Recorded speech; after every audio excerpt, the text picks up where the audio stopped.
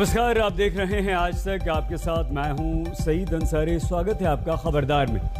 तो खबरदार में सबसे पहले आइए खबरों को हम खबरदार के लेंस से देख लेते हैं। एक बार फिर से राजनीतिक पंडितों की भविष्यवाणी गलत सिद्ध हो गई और बीजेपी ने एक नए चेहरे को गुजरात का मुख्यमंत्री बना दिया। भूपेंद्र पटेल गुजरात के अगले मुख्यमंत्री होंगे, जिनका ऐलान होते ही एक बार फिर से सभी चौंक गए, क्योंकि ये तो पता था कि बीजेपी पाटीदार समुदाय से ही किसी को मुख्यमंत्री बनाएगी, लेकिन वो चेहरा भूपेंद्र पटेल का होगा ये किसी ने नहीं सोचा था।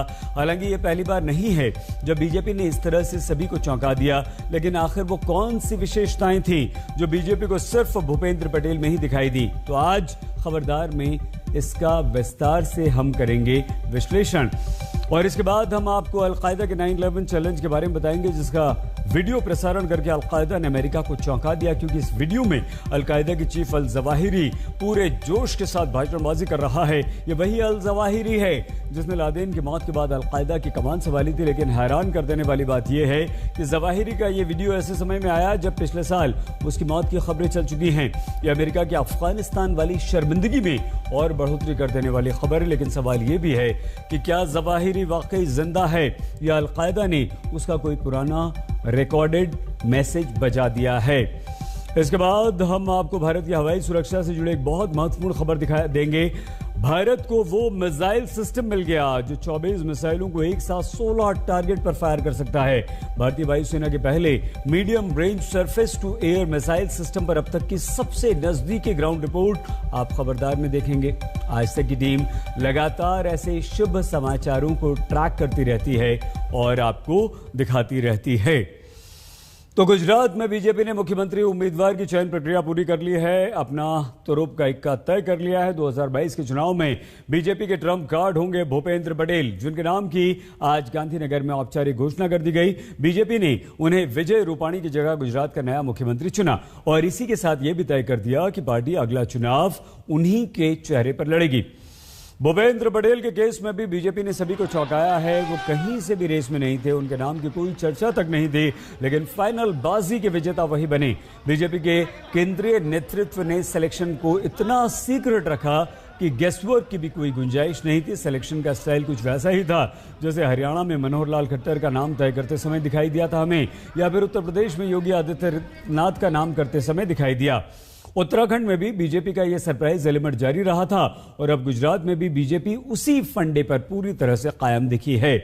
भूपेंद्र पटेल ने इस रेस में बड़े बड़े दिग्गजों को ओवरटेक किया है, लेकिन सच पूछिए तो इस रेस में कैसे खेला हुआ, कौन दौड़ेगा, कौन भागेगा, कौन औंधे में गुड़ जाएगा और कौन जीत जाएगा, इसकी स्क्रिप्टिंग बहुत पहले हो चुकी थी। बस आज घोषणा होनी बाकी थी, जो हो गई।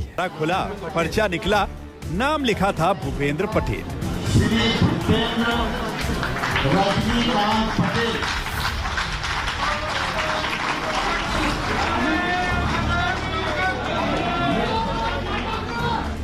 एक क्षण में मालामाल हो गए भूपेंद्र पटेल।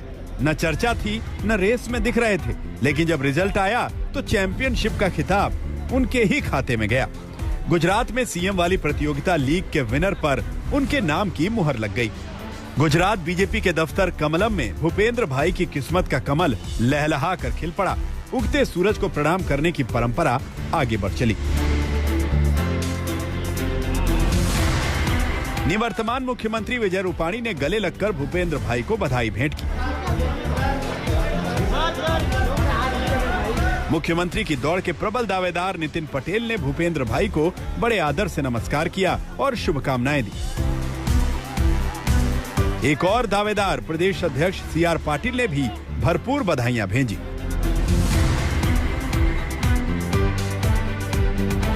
तीसरे दावेदार मनसुख मंडाविया भी गुलदस्ता भेंट करने आए थे और ये दिखाया कि इस फैसले से सब खुश हैं, बेहद खुश हैं, किसी को कोई दुख नहीं।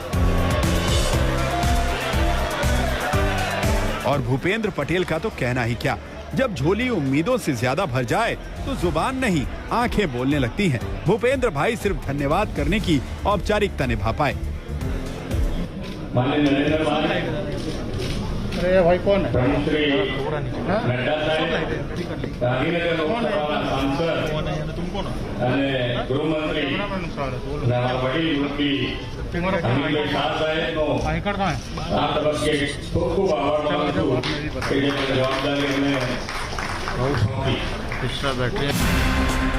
बीजेपी ने एक और चैंपियनशिप को बड़ी ही चतुराई और सूझबूझ के साथ अंजाम दिया। मैदान में मुकाबला होता भी दिखाया। संभावित मुख्यमंत्रियों को लेकर भविष्यवाणियां भी करवाई। ये साबित करने का भरपूर प्रयास हुआ कि टक्कर कांटे की है, ऊंट किसी भी करवट बैठ सकता है। लेकिन रिजल्ट वही रहा जो दिल्ली वाली प्रिंटिंग प्रेस से छपवा कर भेजा गया था और जिस पर प्रधानमंत्री नरेंद्र मोदी के नाम का हस्ताक्षर था।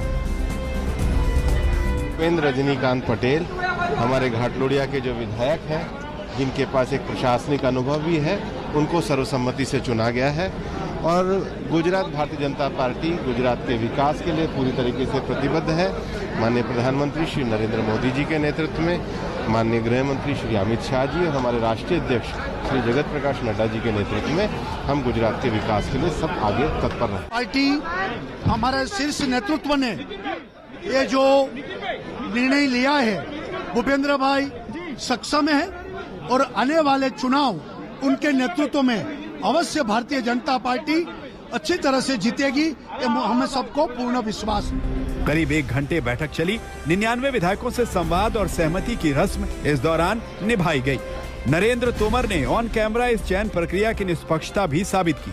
सामूहिक रूप से ये पूछ लिया कि किसी को कोई एतराज तो नहीं, हाथ उठाकर सबकी सहमति ले ली। मीडिया के लोग यहाँ मौजूद हैं, मैं सदन में ये पूछना चाहूंगा, इस काम के अतिरिक्त कोई प्रस्ताव है? कोई प्रस्ताव है? सारे लोग दोनों हाथ उठा के जाओ मीडिया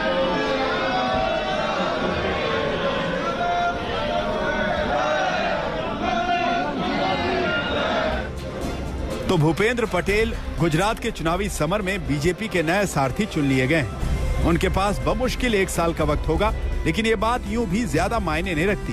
अब पटेल हो या फिर पाटिल होते, इसकी जरूरत तो बस इतनी है कि एंटी इनकम्बेंसी की धार थोड़ी कुंद हो जाए। असली लड़ाई तो मोदी शाह ही लड़ेंगे। गांधीनगर से गोपी घांगर के साथ आज तक ब्यूरो।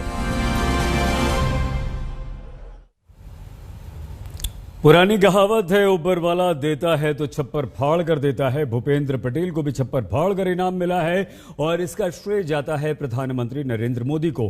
भूपेंद्र पटेल की लॉटरी इसलिए लगी क्योंकि पीएम मोदी ऐसा चाहते थे। आपको ये जानकर ताज्जुब होगा कि भूपेंद्र पटेल 2017 में पहली बार विधायक बने और अब 2021 में वो गुजरात के मुख्यमंत्री पद की शपथ लेने जा रहे हैं। 2017 में भूपेंद्र पटेल 1,17,000 के रिकॉर्ड वोट से जीते थे और वो सबसे बड़े अंतर से जीतने वाले विधायक बने।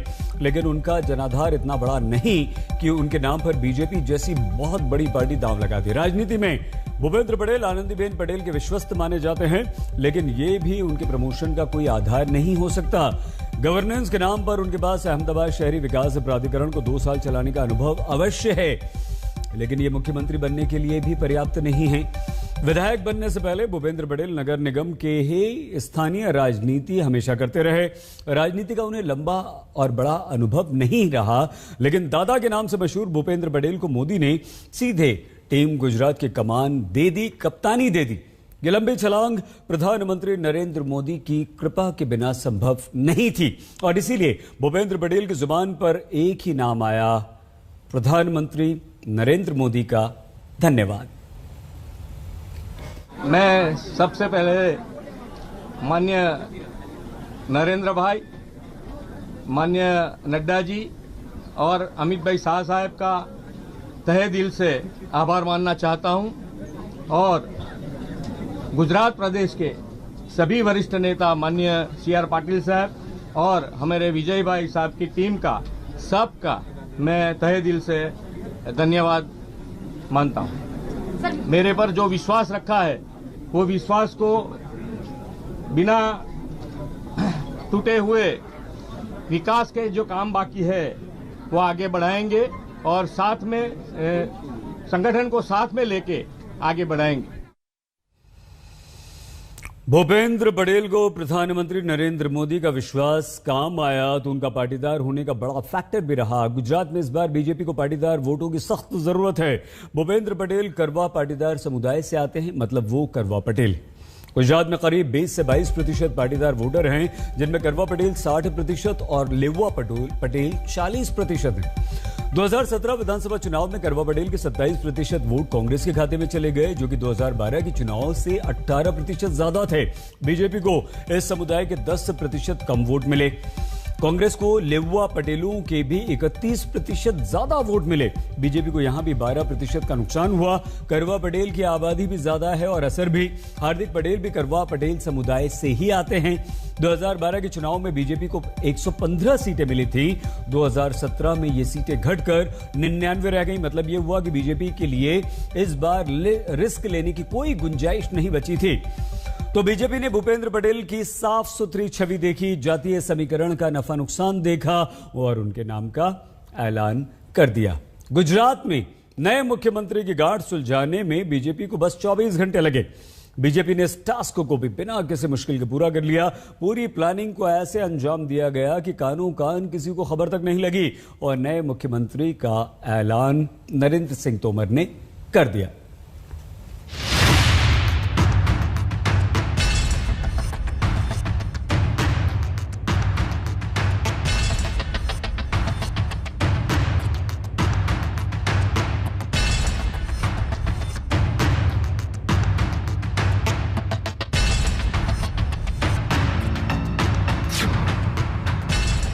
चट फैसला पट एक्शन, जैसे कि त्रिवेंद्र सिंह रावत के साथ हुआ।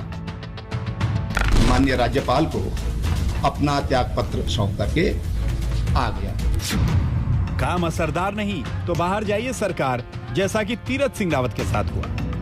संवैधानिक संकट के कारण मैंने अपना इस्तीफा मुख्यमंत्री पद से देना उचित समझा। लाइट वेट हो या हैवी वेट, वही होगा जो दिल्ली चाहेगी, जैसा कि येदियुरप्पा के साथ हुआ। मुख्यमंत्री ಎಷ್ಟು ದಿನ ಇರಬೇಕು ಅಂತ ಹೇಳ್ತಿರೋ ಅಷ್ಟು ದಿವಸ ಮುಖ್ಯಮಂತ್ರಿ ಆಗಿರ್ತಾರೆ। और सीएम वही जो चुनाव में सीट दिलाएं, वरना बाहर जाइए, जैसा कि विजय रूपाणी के साथ हुआ। मैंने गुजरात के मुख्यमंत्री पद के दायित्व से त्याग पत्र दिया है।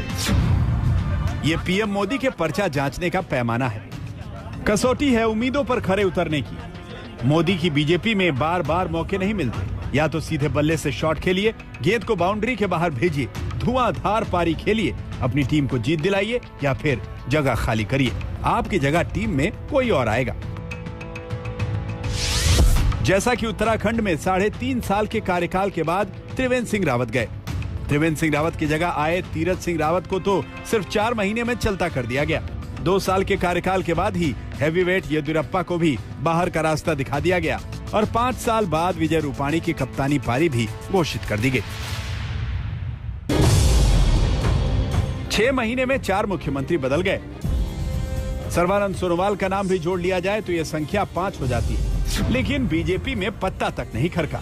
कहीं कोई सुगबुगाहट नहीं, कहीं कोई विरोध नहीं, आक्रोश की आवाज नहीं। क्या ये केंद्रीय नेतृत्व के ताकतवर होने की वजह से है, जिसकी धुरी पीएम मोदी है? वजह जो भी हो, मैच से ठीक पहले कप्तान बदलने का मतलब यही है कि चयन समिति को कप्तान की काबिलियत पर भरोसा नहीं रहा। सवाल गुजरात से भी उठ रहे हैं। हार्दिक पटेल ने हमला बोलते हुए ट्वीट किया।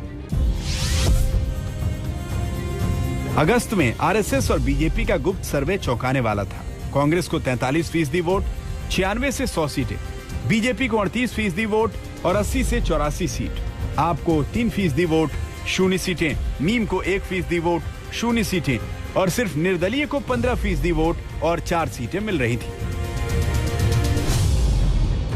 बहुत सारे सूत्रों के अनुसार आरएसएस और बीजेपी का एक सर्वे भी हुआ था कि क्या विजय रूपाणी के नेतृत्व में चुनाव लड़ेगी तो क्या होगा, जिसका पूरा सर्वे मैंने ट्विटर पे रखा था और कई सारे मीडिया ने इसकी ध्यान में रखते हुए न्यूज भी बनी भी है। कई लोगों ने इस बात को स्वीकारा भी है।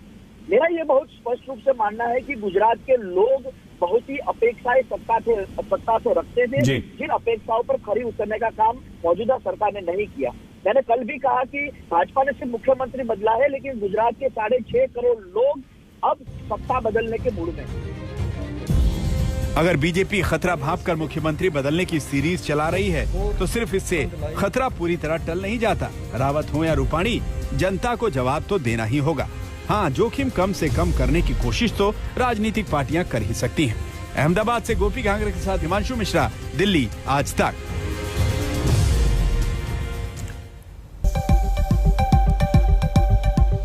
स्वागत एक बार फिर से आपका खबरदार में।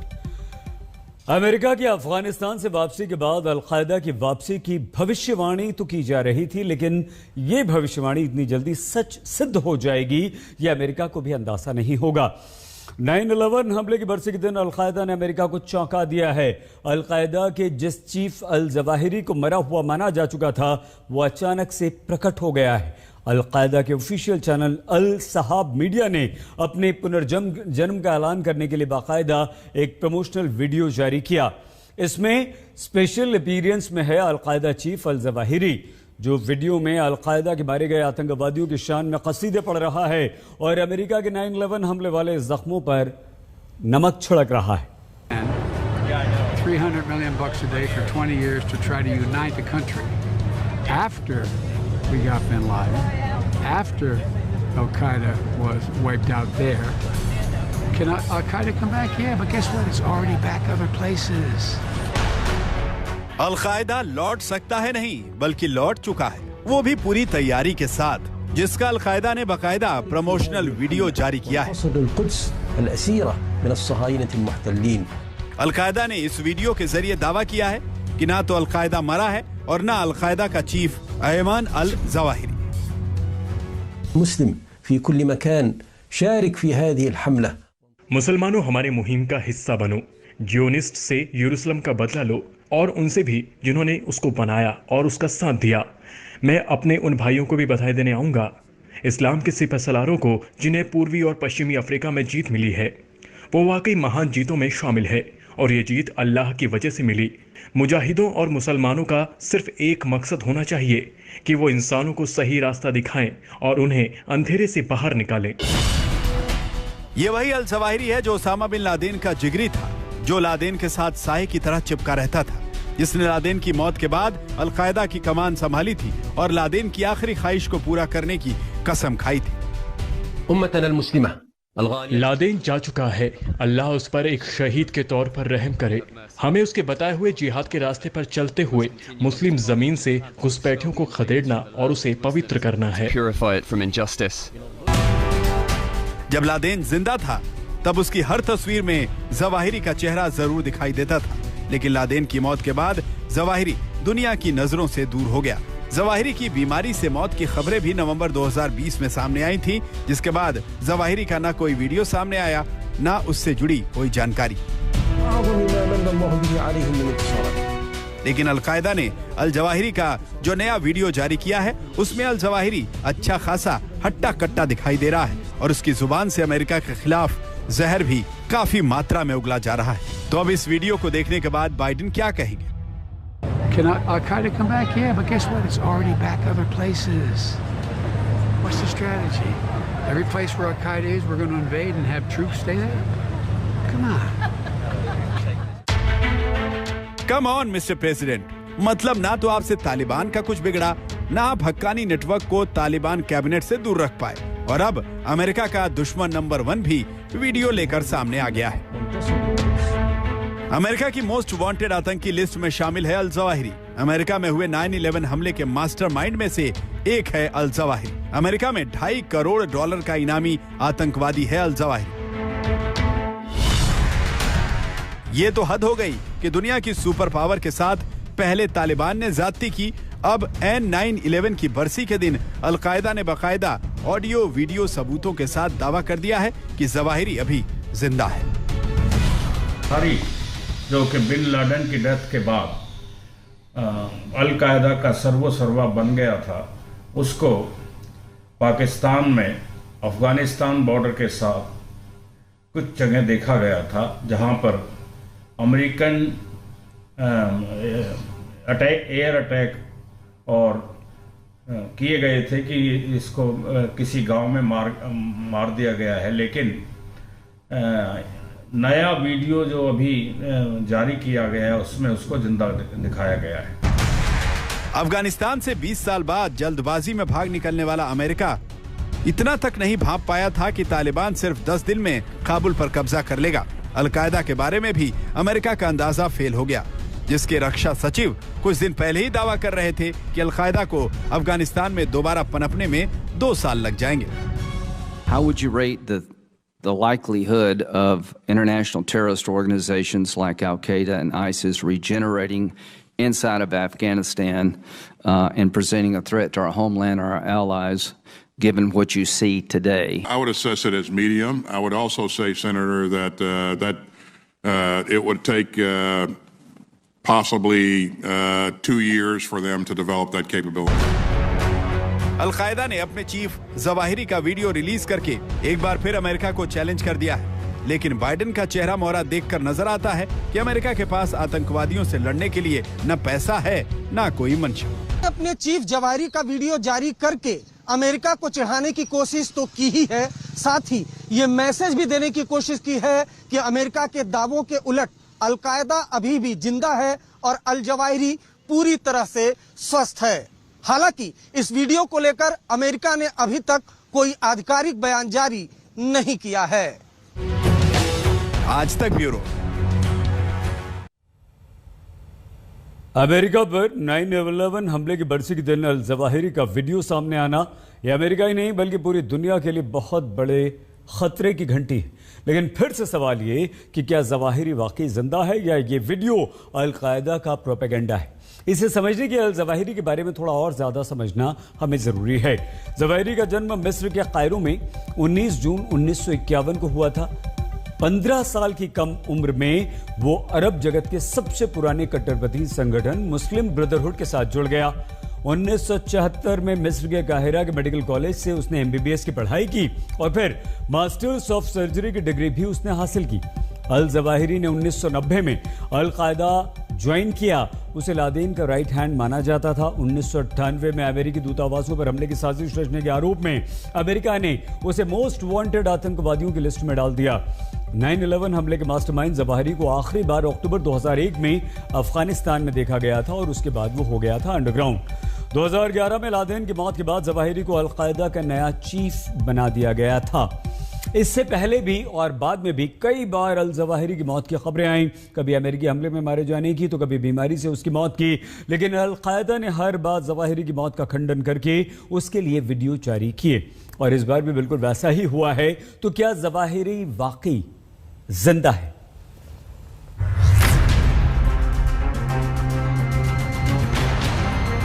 وانتصر للقدس الأسيرة من الصهاينة المحتلين।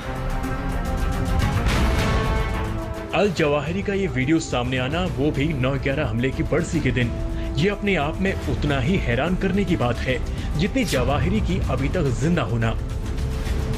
Well, Ayman al-Zawahiri, the second most powerful leader in Al-Qaeda and Osama bin Laden's number 2, may be critically wounded and possibly dead. ये कोई पहली बार तो नहीं है कि जवाहिरी की मौत की खबरों के बाद अल-कायदा की तरफ से उसका वीडियो जारी किया गया हो। उसकी मौत की खबरें और उसके वीडियो बयान दोनों साथ साथ पहले भी आते रहे हैं। पिछले ही साल नवंबर में उसकी दमे की बीमारी से मौत की खबर आई थी, लेकिन पुष्टि अभी तक नहीं हुई थी। अब उसका नया वीडियो सामने आ गया है, तो जवाहिरी जिंदा है। इस वीडियो के बाद ये बहस एक बार फिर से शुरू हो गई है कि क्या al Qaeda chief Ayman al Zawahiri जिंदा है। दरअसल नवंबर 2020 में अल जवाहिरी की बीमारी से मौत की खबरें आई थी। उसके बाद से अल जवाहिरी का कोई भी वीडियो सामने नहीं आया था, लेकिन मौत की खबरों के ठीक 1 साल बाद अल जवाहिरी एक बार फिर मीडिया के सामने है। तो जवाहिरी की जिंदगी और मौत की मिस्ट्री को सुलझाने के लिए उसके नए ताजा तरीन वीडियो से ही कोई सबूत ढूंढने की कोशिश की गई, जिसमें 2-3 पॉइंट्स क्लियर हुए। पॉइंट नंबर 1, जानकारों के मुताबिक जवाहिरी ने भले ही अमेरिका की वापसी का जिक्र किया हो, लेकिन इसका ऐलान तो पिछले वर्ष ही दोहा समझौते के बाद ही हो गया था। Point number 2, al Zawahiri video में अमेरिका में 9/11 हमले का जिक्र करता है, लेकिन अफगानिस्तान में तालिबान के कब्जे की बात नहीं करता। लेकिन फिर भी एक पॉइंट और है, और वो ये कि जवाहिरी ने वीडियो में सीरिया में 1 जनवरी 2021 अल-कायदा से जुड़े हुर्रास अल-दीन ग्रुप के रूसी सैन्य ठिकानों पर हमले का जिक्र किया है, जो कम से कम इस साल तक उसके जिंदा होने की तरफ इशारा करता है।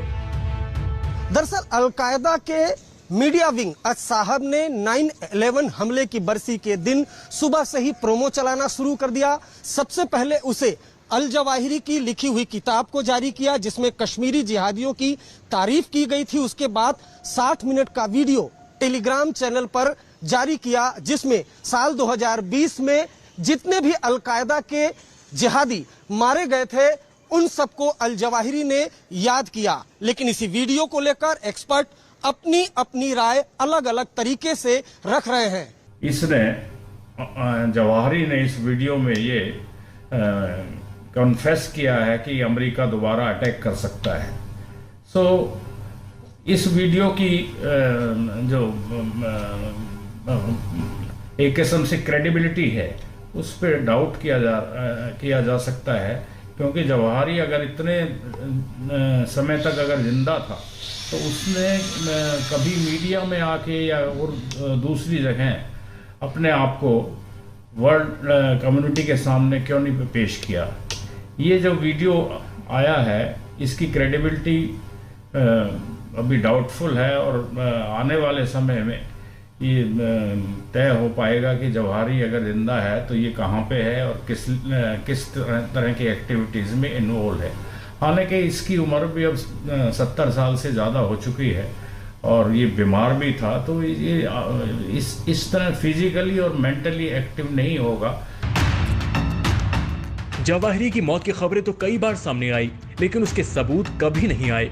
संयुक्त राष्ट्र सुरक्षा परिषद की ताजा रिपोर्ट में भी कहा गया है कि जवाहिरी जिंदा है लेकिन अभी अस्वस्थ है, जो अफगानिस्तान पाकिस्तान के किसी सीमाई इलाके में छिपा हो सकता है। इससे पहले मीडिया रिपोर्ट्स में अलकायदा के एक ट्रांसलेटर के हवाले से दावा किया गया था कि जवाहिरी की गजनी में बीमारी से मौत हो गई। रिपोर्ट्स में कहा गया कि जवाहिरी की अस्थमा से मौत हो गई क्योंकि उसे इलाज नहीं मिल सका। हालांकि अब उसका नया वीडियो आ गया है, उसमें जवाहिरी पूरी तरह स्वस्थ नजर आ रहा है। ऐसे में इस वीडियो के आधार पर कुछ भी कहना जल्दबाजी होगी। लेकिन एक बात क्लियर है कि जवाहिरी भले ही जिंदा हो या मुर्दा, लेकिन अलकायदा अभी भी सांसें ले रहा है और अफगानिस्तान भी अब उसके लिए दूर नहीं है। तालिबान से तो उसका बहुत पुराना याराना है।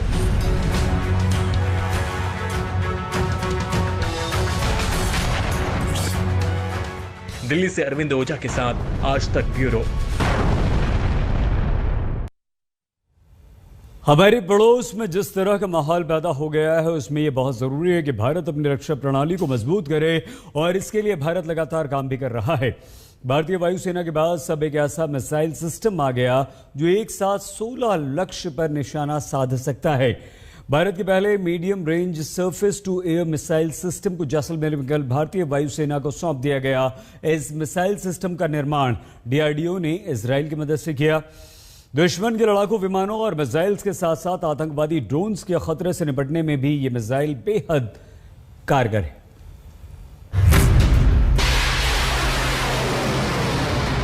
हवा में अपनी शक्ति का तेज दिखा रहा ये है MRSAM मिसाइल सिस्टम।